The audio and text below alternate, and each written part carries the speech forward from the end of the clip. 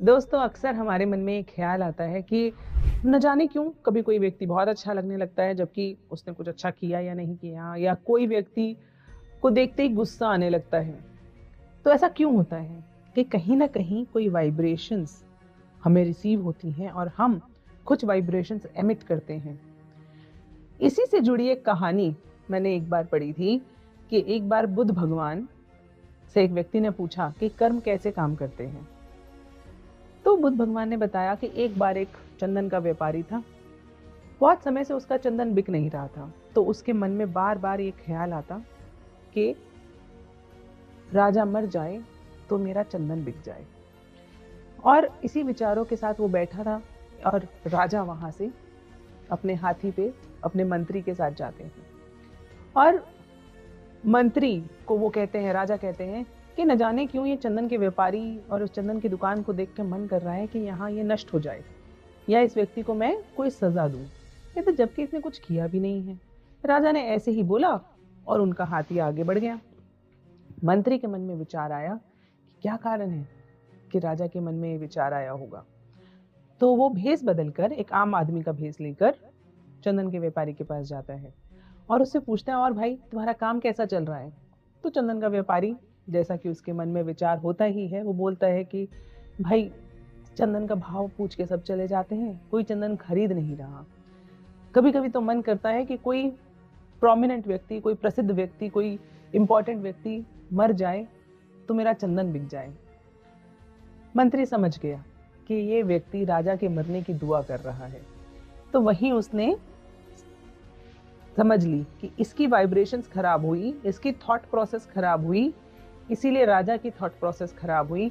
इससे पहले कि दोनों एक्शन में बदले, वो वापस आता है और इस बार अपने मंत्री के ही वेश के अंदर जाकर उस व्यक्ति से थोड़ा सा चंदन खरीद लेता है और उस चंदन को ले जाके राजा को कहता है कि देखिए, वो चंदन का व्यापारी था ना जिसकी दुकान आपने देखी थी, उसने आपके लिए उपहार दिया है। राजा के मन में आता है कि अरे बताओ, मैंने उसके बारे में कितना खराब सोचा और ये तो मेरे को उपहार दे रहा है। वो भी उपहार के बदले में कुछ सोने के सिक्के चंदन के व्यापारी को भिजवा देता है। तो जैसे ही चंदन के व्यापारी को राजा से सिक्के मिलते हैं, वो भी सोचता है मेरे मन में इतने खराब विचार क्यों आए। राजा ने तो देखो मुझे चंदन की मेरी बिक नहीं रही थी और मुझे उपहार भी भिजवा दिया। तो जो चंदन का व्यापारी होता है वो अपने विचार बदलता है कि राजा खूब जिए। वहीं पे राजा का भी मन ठीक हो जाता है। यानी कि एक छोटी सी कोशिश से दो व्यक्तियों के बीच के मनमुटाव खत्म हो गए। इससे हमें 3 चीजें सीखने को मिलती हैं। पहला, कि हम किसी के प्रति अपने मन को खराब ना करें, मन के विचारों को खराब ना करें।